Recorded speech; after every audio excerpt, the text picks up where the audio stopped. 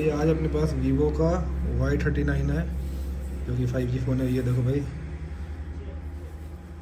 अगर इस पर भाई अगर एयर स्पीकर की यानी जो स्पीकर है, स्पीकर की वॉल्यूम कम हो जाती तो कैसे सॉल्व करना बताता हूँ मैं। ये देखो भाई, सबसे पहले आप चीज़ इसकी देख लो कि इसका जो एयर स्पीकर का जो एरिया है इससे बहुत ज़्यादा डस्ट आ गया है।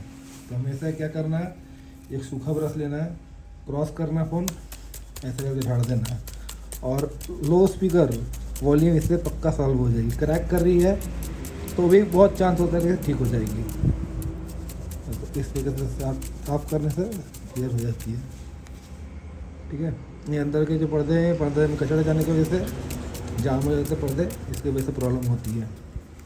तो ये प्रॉब्लम आप सॉल्यूशन करके देखो, मेरा सॉल्यूशन है और स्पीकर की वॉल्यूम पक्का ठीक हो जाएगी। ये स्पीकर की प्रॉब्लम था और ये प्रॉब्लम सॉल्व होगी। अब ट्राई करके देखो एक बार आप सॉल्यूशन।